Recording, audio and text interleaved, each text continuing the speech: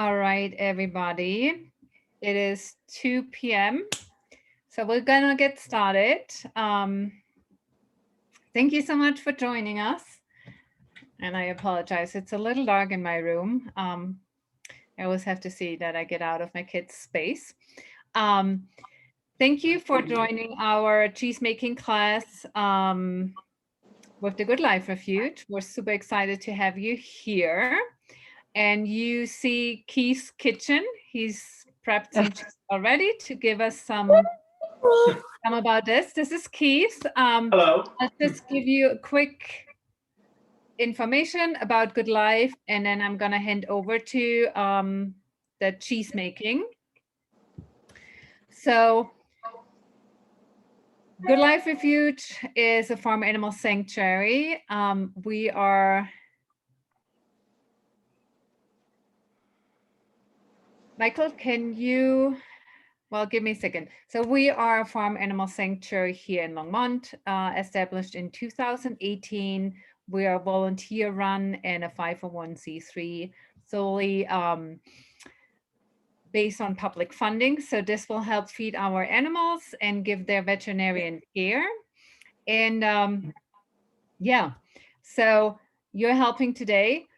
Keith is with Doolittle Farm. They are helping us today, and all the proceeds have been going to us. So that is wonderful. Thank you so much, Keith, for that. Cindy, as well with Doolittle Farm, she's filming. She's one of our board members. And so this is great. We have 3 cheeses today that Keith will be showcasing. And you all should have gotten the recipes and the ingredients list. If not, let me know and I'll send it out again. And with that, I'm going to hand over to Keith and I'm going to mute. So just a few things. If you haven't done so, mute your microphone. If you have questions, you can put them in the chat and we will address them at the end of the class. With that, you guys have fun, enjoy, and I hand over to Keith. So the video is shaky. it's okay, sweetie. Hi, everybody. My name is Keith Hughes, as Nicole said. And what we're going to be doing today is going through 3 different kinds of very easy cheeses, except for a tiny bit of the prep work, things like making the cashews soak overnight. All of these recipes are really super easy to make for this class. These tofu-based cheeses here, we have a feta, an herbed feta, and towards the end, I will be making a feta cheese pie with that to show you how that's done. And then we have a gorgonzola, which is a very interesting cheese because it actually gets better as it ages. I taught a friend to make it recently. She couldn't stop eating it during the first few days. If she had waited like a week or 2, it just gets sharper and sharper over time. So it's a really wonderful cheese. These cheeses melt, they bubble, they do all sorts of things that you want cheese to do. When Cindy and I became vegans, one of the things that was at least very hard for me, and what a lot of people say makes the journey hard for them, is I don't get cheese anymore. And at the time we became vegan, there weren't as many good cheese products on the market, but I still really enjoy making cheeses. So what we're going to do today is I'm going to start off with the ricotta. These cashews were soaking overnight. One of the nice things that you can do if you forget to soak them is that you can put them in hot water and let them sit for half an hour. It's not quite as good as letting them sit overnight, but it's close enough. And what you'll do is you'll get a nice creamy texture for the cashews. If you don't do it, you're going to have a ricotta that's a little dusty tasting. So what I'm going to do is I'm going to go ahead and I'm going to put the cashews into a blender. And then we use half a cup of soy milk. So I will measure that out.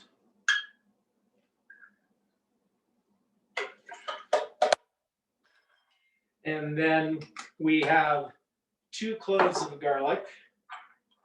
I never think that we use enough garlic, so I'll actually be putting 3 of them in here.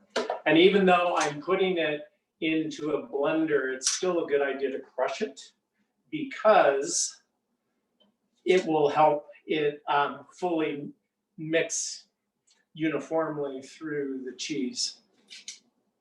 By the way, if anybody thinks I'm talking too fast or too slow, please let Nicole know. All right, next we have 1/4 cup of nutritional yeast. We use a lot of nutritional yeast in the house, so I buy it in very large quantities. And then we have 1/2 teaspoon of salt.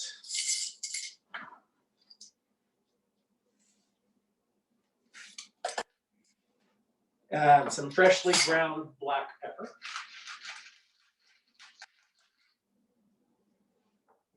And then some lactic acid. Lactic acid is used as a souring agent for the cheese, and we will be using it in all of the cheeses today. This particular brand, Druid's Grove, is really good.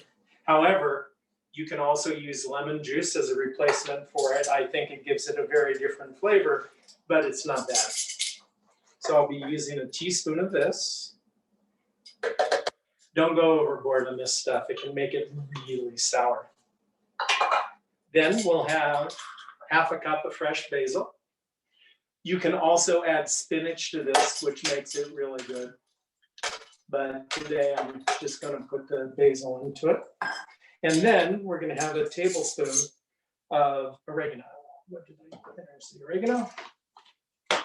Now, what's really nice about this ricotta is you can use it for anything that you would normally use ricotta for. I've made lasagna with it. What we're probably going to do is get some manicotti shells, stuff those with the cheese, bake them in the oven with some spaghetti sauce.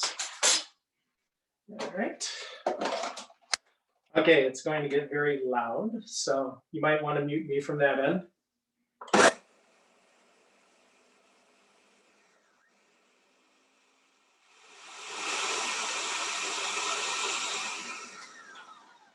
Got to push it down a little.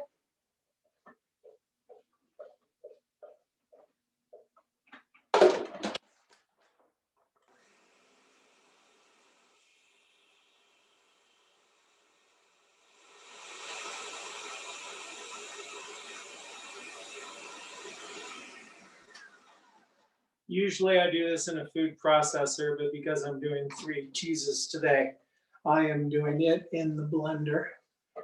It just means that you're going to need to tap it down a lot more frequently than you would normally have to.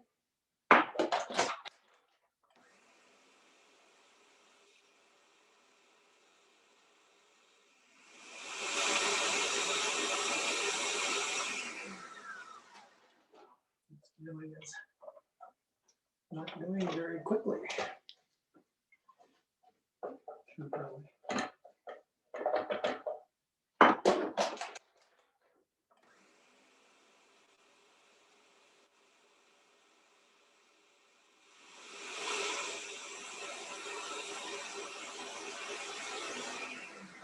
I think what I'm going to do here, so you don't have to sit and watch it, this blender is not powerful enough.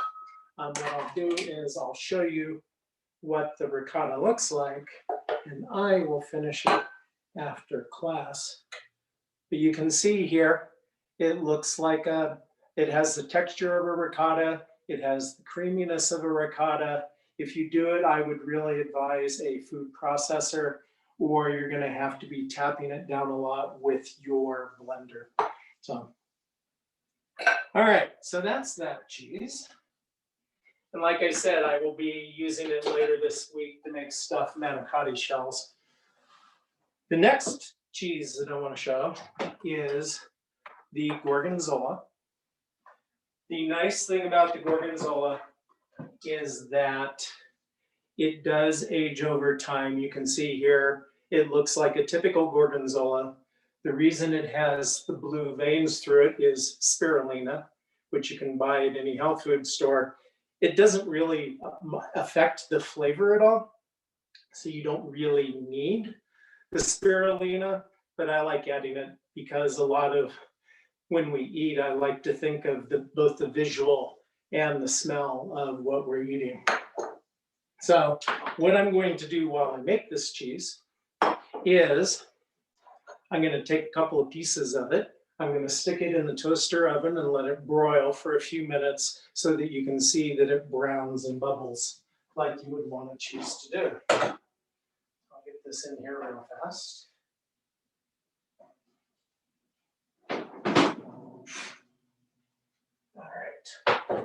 All right, so Keith, as I said, this is a tofu-based cheese. Keith, Yes. this is Michael. I thought we've got a few questions piling up, so maybe before we go to the next cheese, we can address a Sure. couple questions. So you let me know when it would be a good time. Okay. Why don't you go ahead? Okay. Someone asked if there is an alternative nut that can be used in the ricotta. Yeah, there are people who make ricottas with almond milk. Okay. So that would be one to use. I think I've heard of people using sunflower seeds to make it. I've never tried that, but I think it would be very interesting to try it. Another possibility is, and particularly because it has the sour tastes in it, I think you might be able to take soy milk and add a little bit of apple cider vinegar to it, which will curdle the milk, and you could potentially make a ricotta with that. Okay. And then someone asked, Lori asked, what brand of lactic acid and where do you buy it? It's Druid's Grove, and I buy it online. Okay. How long does the ricotta stay fresh? About 5 days. Okay. Are spirulina granules okay instead of powder? That's an interesting question. This is a very fine powder, so it actually streaks through the cheese. I suspect the granules would just be little blops of blue if the blue slowly leaches out of it. You could try using a mortar and pestle to try and grind it up a little bit into a powder. But if you're after the visual of a gorgonzola, you want veins going through it, and that wouldn't really give the same appearance. Okay. I think I got all the questions for this section, so I'll let you move on. Thank you. Oh, no problem at all. Okay, so these are tofu-based cheeses that we're doing now. One of the things that you need to do is you need to press as much water out of the tofu as you can to get the right texture. So this is some extra firm tofu. Usually you only need to press it for about 5 minutes. I do have a tofu press that I stick it into, but you don't need one of these. What you could do is you could set it on a plate, set another plate on top of it, and then I use a cast iron skillet to weigh it down, but you could also use a bowl of water. Now, this particular cheese, to give you an idea of the amounts of these cheeses, this was made using a full 14-ounce block of cheese. And this is technically a double recipe for the recipe that you guys will receive. This is the amount that you get from from a half a block of cheese, which is a single recipe. And so what I'm going to be doing today is I'm going to use this for the gorgonzola and this for the feta. Let's see how we've got things going on over here. Still bubbling away, so we'll let that keep going. So what I'm going to do is I'm going to take the cheese and I'm going to crumble it into the food processor, get it as fine as I can.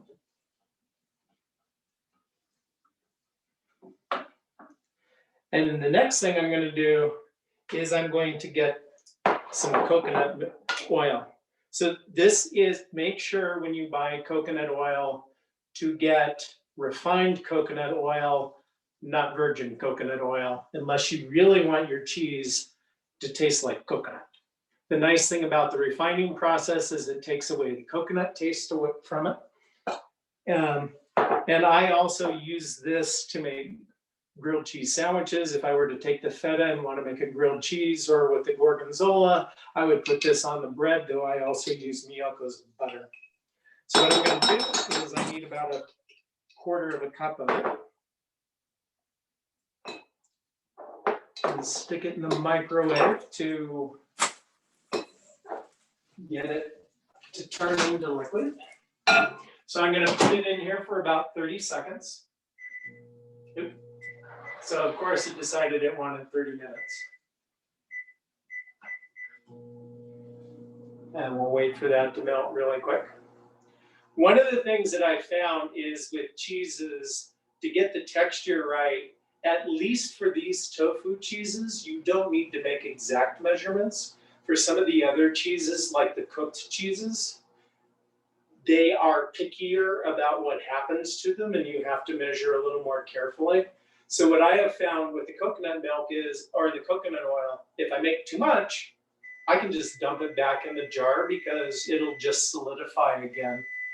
But the other thing I do is, if I don't have quite enough in the measuring cup, I always put in less. And then I go ahead and melt it. And then I'll add cold to the stuff that's melted until the level is at the level that I need, because the oil doesn't expand or contract when it heats up. So I know that it's going to end up being the final amount that I need. So that's just a nice little trick to have up your sleeve. While we're waiting for that, I'll go ahead and add the other parts. I did not get everything up. Excuse me for a second. Now, the reason this cheese ages is because it has miso in it. The important thing is to not get pasteurized miso. You want miso that still has the bacterial cultures in it, because what they're going to do is they're going to sit there over time and make the cheese tastier and tastier. So please do make sure that you get unpasteurized miso. So I'm going to put in a couple of tablespoons in here. Use white miso for this. If you use red miso, you will have a very strong and perhaps odd tasting cheese. By the way, what I'm doing is I'm letting the coconut oil cool down a little bit before I add it, so that I don't melt the plastic of the container. So now I'm going to put in 4 teaspoons of white wine vinegar. Do be careful. I once put in way too much, and I had cheese that tasted more like vinegar than anything else. So I'll get 4 teaspoons in there. We'll add half a teaspoon of lactic powder. And like I said, you can use lemon juice for this. You could use 2 teaspoons, but I find I really like the lactic acid. This one's made from beets. And then we'll add some sea salt. For those of you who are salt sensitive, I have often cut the salt in half, and the cheese still tastes perfectly fine. And then we need half a teaspoon of onion powder. I mentioned someone I made cheese with recently. Powdered onion does have a bit of a sharp taste to it. One of the things that I'm going to try is to buy some onion extract, which will be a liquid, and try using that instead of this, but I don't mind the flavor, so I typically just use it. And then we have a quarter teaspoon of garlic powder. I have never tried making this cheese with fresh garlic. That would be interesting to try. All right, so we have all of that. And then I will add the coconut oil. All right, it's going to get loud again.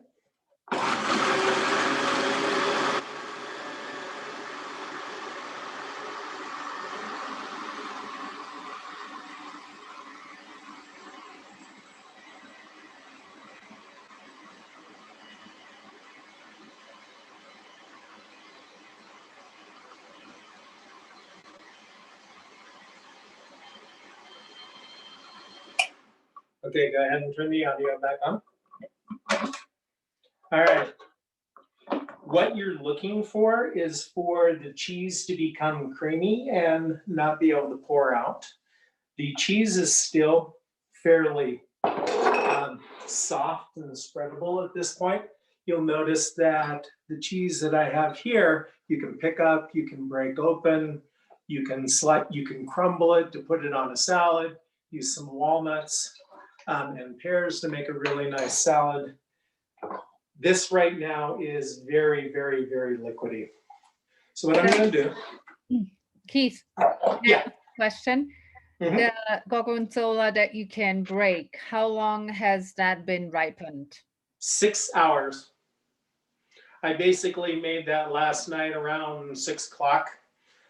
Basically what you're waiting for is for the coconut oil to re-solidify, and that's what gives the cheese its body. Now, the next thing that I've done is I've taken a glass container, I've lined it with saran wrap. The reason to do that is it makes it very easy to pull the cheese out. To be honest, I typically don't use the saran wrap. What I do is I go ahead and make it in the container and then just turn it upside down and pound on it with my hand till it separates. But I wanted to show the saran wrap technique. So what I'll do is I will scoop this into here.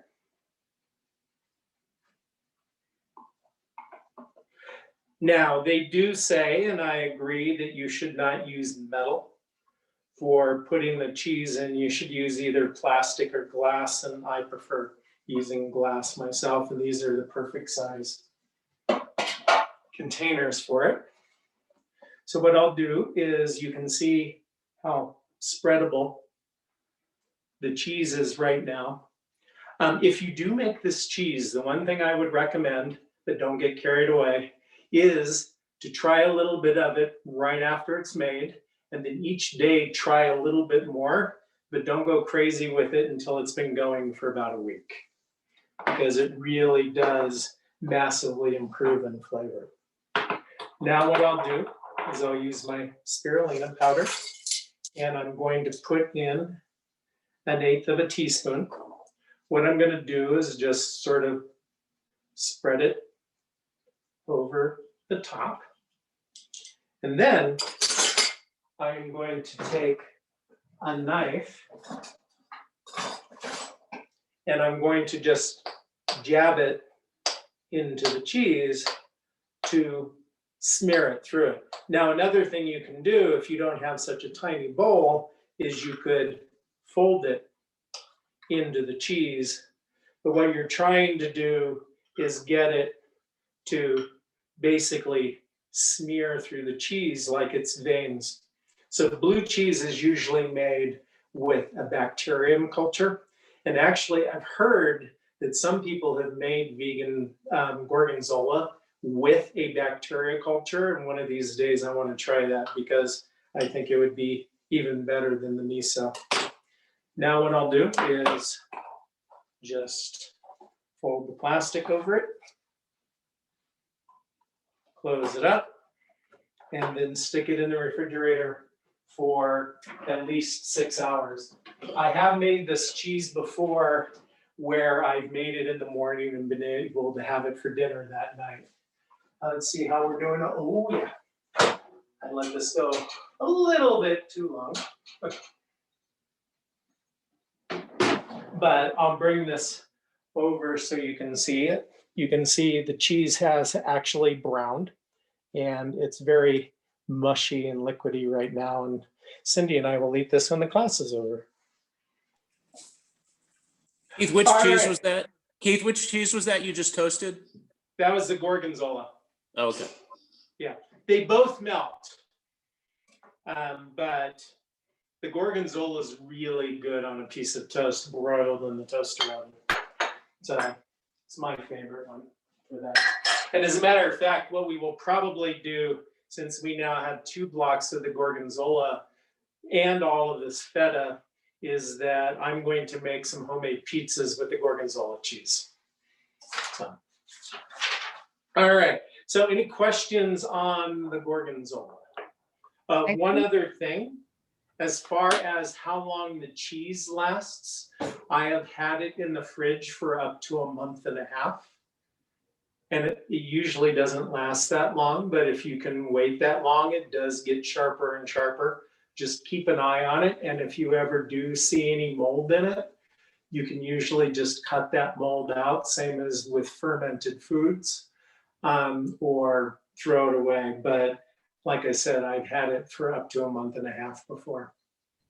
So any questions? Yeah, Keith, there's a couple. Mhm. Jennifer asked if you use lemon juice instead of lactic acid, does that change the flavor? It changes the flavor slightly, but it's still good. It's the way that I used to do it when I first started making these cheeses. So, I would try it, and if you like it, it's much easier to get than the lactic acid. And I don't know where else to get the lactic acid other than buying it online. So I would try the cheese first with the lemon juice, and if you like it just fine, then don't worry about it. Or try with the lemon juice, get some lactic acid, see what it's like, and then decide whether you want to transition over. And Zoe and Brian, maybe you can clarify this question, but it says, what was Keith toasting in this one? Yeah, he answered that question. We asked it out Okay. loud, so we're good. All right. Thank you. Yeah, I made focaccia bread the other day with kamut flour. I bought a wheat grinder earlier last year. And so we've been eating focaccia for sandwiches, which is really nice. Any other questions? That's it for now. Okay, cool. All right. So the final cheese we're going to make is the feta. One of the cheeses I really loved was feta when I ate dairy cheeses. And when I became a vegan, I thought I never get to eat spanakopita again. And all of these things that I really loved. And I like Mediterranean cooking a lot. And there's a large number of cheese pies from various places around the Mediterranean that I thought I was never going to be able to eat again. One of the things I'm going to show after how are we doing on time, by the way? It's 2:30. Yeah, we're doing pretty good. After I make the feta cheese, I'm going to show you how to make a Northern Greek cheese pie using this feta cheese. It's really wonderful pie. You can mix any greens you want in it. It's with a cornmeal crust, and it's really magnificent. Another thing you can do with this is you can get some za'atar. You can either find it online. It's a spice mix from the Middle East, or you can make your own. There's various recipes on the web. Maybe a good class would be making some of these things yourself. But anyway, what you do is you take some olive oil in a pan, you add the za'atar to it and fry it until the sesame or the seeds pop in it. And then you stick it on pita bread with feta cheese, tomatoes, and lettuce, and red onion. And it is a magnificent lunch. So I'll go ahead and break this cheese up. You're going to notice this is really exactly like the Gorgonzola. So I'll get that in there. We'll get the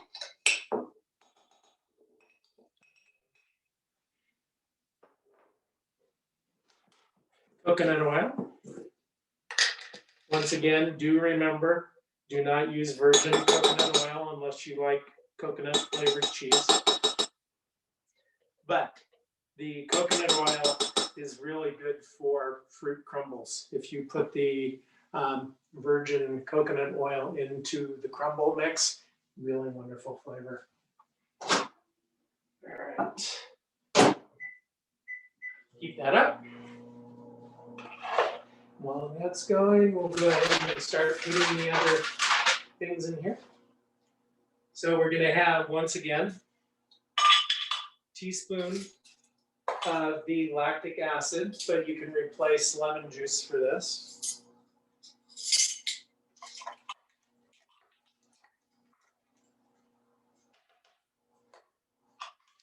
And then we have some white wine vinegar. Don't add too much.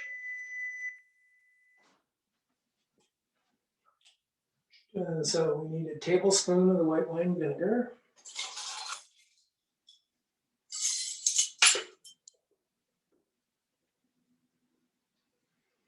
All right. 1.5 teaspoons of salt, which if you're measuring spoons have a half tablespoon. A half tablespoon is a 1.5 teaspoons. Unfortunately, I have that here, but I'm gonna just do it this way. Come on. Okay.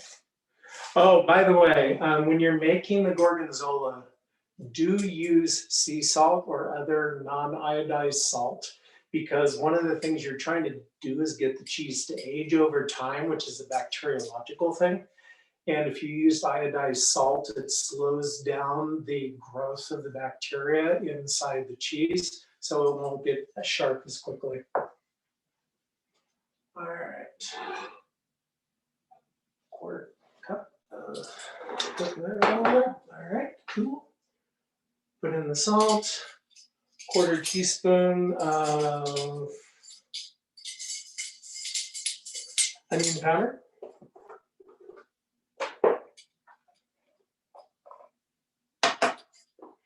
And then this is an herbed feta. I have made it without the herbs before, and it's pretty good, but I do like all of the herbs that go into it, so I tend to make it with them. I sometimes even add extra because I like basil. So, teaspoon of basil.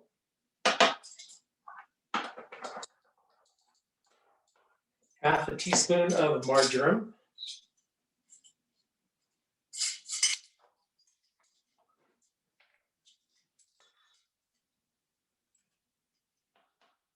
And half a teaspoon of oregano.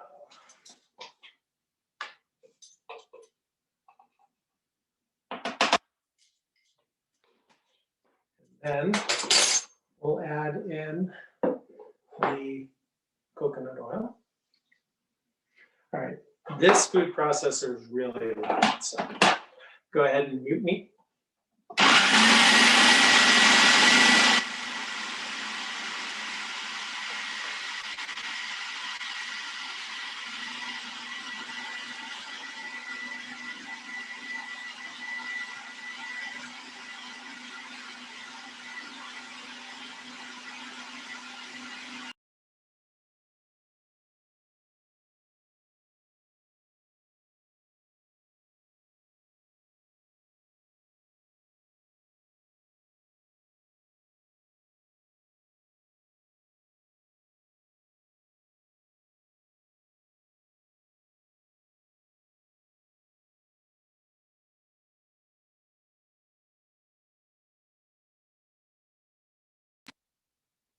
Okay.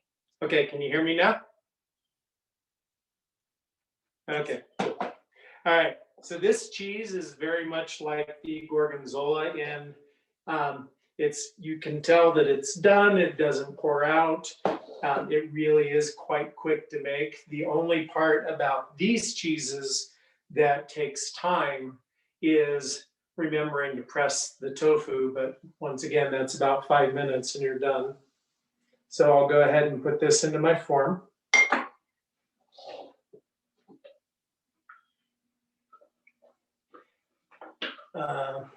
And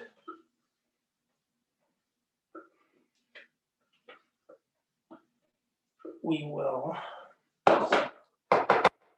smooth it out so that it looks a little bit like a real block of cheese. And then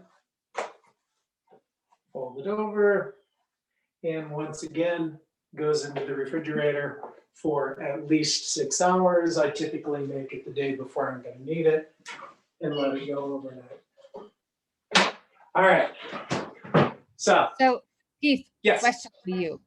Have you Mhm. tried to add like olives to your feta? The what? Olives? Adding olive. Yeah, no, I think adding olives to it would be good. I think adding red pepper flakes to it would be good. Some fresh rosemary might be really nice to add to it as well. Maybe some dill. Cool. I love olive feta, so that's why I had to ask. Okay, yeah, no, it would be really nice to add to it. And in fact, I think if you were to do something like that, it would make a really interesting sandwich spread with some minced olives in it and garlic, like real garlic. All right, so what I'm gonna do now is, and this wasn't on the plan until we decided the other night, but I'm gonna show you how to make a pie with the feta cheese. So this is gonna be a Northern Greek pie. What I've done is I've taken a pie tin and I've oiled the bottom of it, put on coarse ground cornmeal. You can add any kind of cornmeal you want. The recipe called for fine, but I like the crunchiness of the coarse ground. And then I sprinkled water on top of it to make it so that it's stuck in the pan. Now, I took some leeks and sauteed those a little bit earlier. And then I'm going to add some Italian parsley.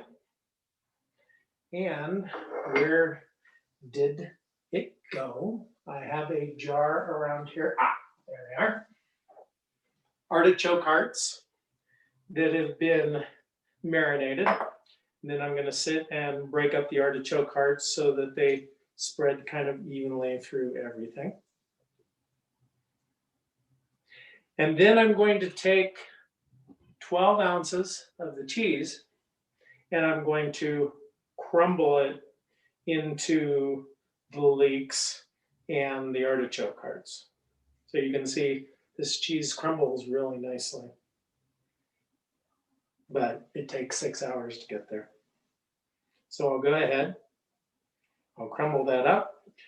I like the visceral feel of cooking, so I like mixing things with my hands, especially cookie dough, because I can lick them off afterwards. And then I'll go ahead and I'll put that into the cornmeal crust. And what you'll do is you will preheat the oven to 400 degrees before making this pie. You can see here, it's all become kind of a big mush, but quite good. I'll get my hands rinsed a little bit here. Hey, Keith. And then, yeah. Sorry. Yeah, that's all right. We missed, so you had your pan used oil, right? And then you put the cornmeal on top, and then was it water that you put on, sprinkled on it? Yeah, I sprinkled water on it to get the cornmeal to stick together a little bit more. And actually, rather than just using plain water, these were marinated artichoke hearts. I used the marinade from the artichoke hearts. That gives you the crust. And believe it or not, even though it's not a super thick crust, it's going to bake into the cheese and become solid on the bottom so that when you cut into it with a knife, the crust is going to come out with the pie. And then what I've done is I've mixed the artichoke hearts and the leeks. You can add other things. I was going to add basil if I had basil left over. This is a really good pie with dandelion greens if you like the bitterness of dandelion greens. A bunch of other herbs and greens that you could put into it. And then what I did was I sprinkled more cornmeal on top of it. And I'm also then going to take the marinated juice from the artichoke hearts and sprinkle it onto the pie.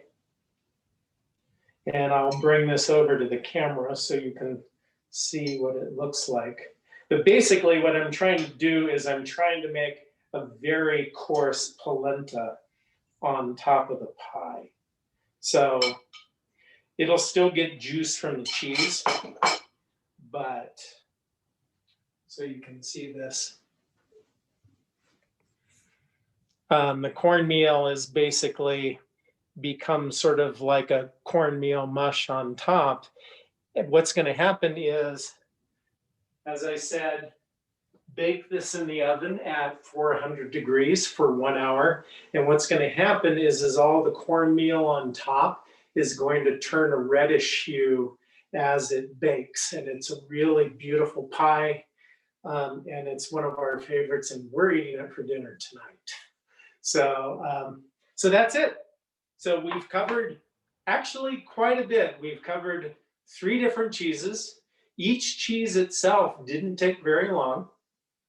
We have a Gorgonzola that gets better and better with age. So I would really recommend, if you make it, try to keep enough of it around for week 2 so that you can really taste how it has progressed. And we've made a ricotta. You can put that into stuffed shells or stick it into a lasagna. The vegan lasagnas that you can make with vegan cheeses, I don't miss the old lasagnas very well. I don't miss them at all. They're really good, and that's it. So any other questions about anything? Yeah, I think there was one question. Is there a different oil that could be used as a replacement for the coconut oil in these recipes? My thought would be no. However, I will do some research and see, but the reason you want to use the coconut oil is that the coconut oil is solid at room temperature.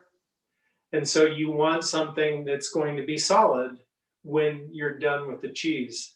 Now, there are some cooked cheeses that are made without coconut oil, and maybe one of these days I can do a class on cooked cheeses that we'll have to figure out how to make the camera work for those.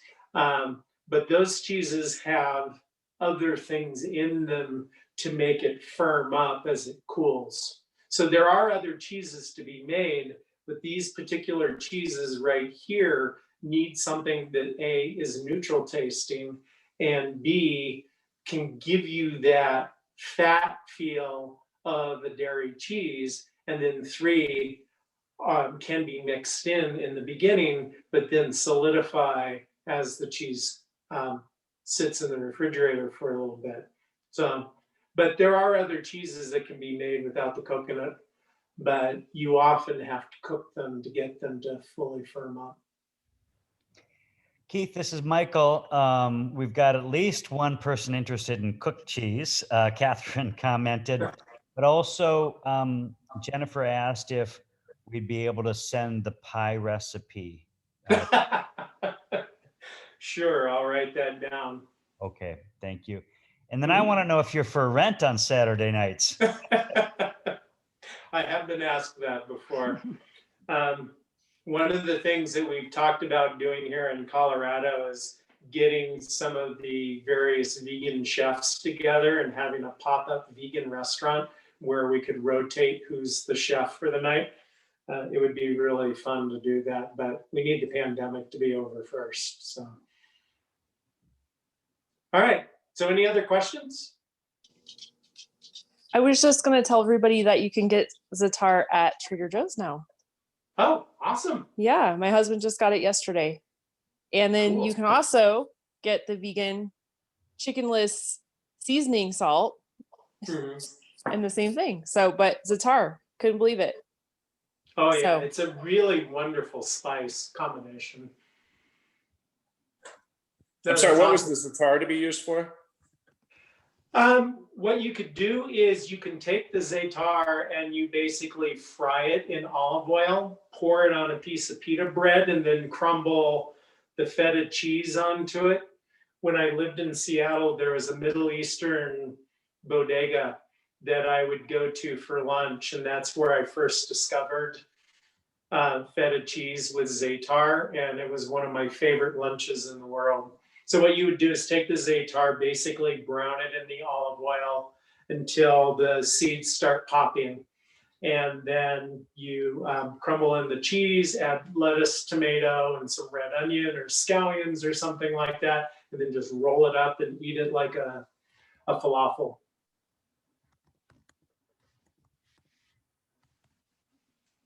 So anything else? All right. Well, thank you very, very much, everyone. I hope you've enjoyed the class. Please go out there, try all these cheeses.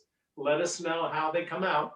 It would be very interesting to hear how all that works. And have a great rest of your weekend. Thanks. Thank you, Keith. Thank you. That was Thank great. you so much, Keith. Thank you, everybody, for joining. This was great. I'm hungry now, and I have no time to cook. I really can't. I have some cheese over here if you want to swing by really fast. I might think about it. I have to get the baby lambs in. They've been enjoying their outdoor time, but it's getting a little cold. And then 4 p.m. we're going to hit feeding time again. So getting everybody wrapped up for the night. But Right. thank you so much, everyone. This was great. It was great to see you all. It was great to see you cooking along. Yeah, let us know how it goes. We will send out the recording shortly. My internet's really slow. So once I have it, we will email you the link. It will be on a YouTube, but we'll email that to you guys. And yeah, have a wonderful weekend. I'll get the recipe for the pie as well because I want to have it. So I will ponder, Keith, and we'll send that along too. So have a great weekend. Thank you so much for your support and take good care. And we hope to see you soon. We have a few more classes coming up. We have a bacon class for plant-based bacon, February 19th. And then we have like a cooking demonstration with Crummy's meatless crumble, where she will showcase how to make meatless tacos. So thank you, Keith and Cindy, for all your help and for preparing this. And with that, I'm gonna sip up. Have a wonderful weekend. Take good care. And yeah, thanks so much. Bye-bye. Bye. Thank you. Are we off?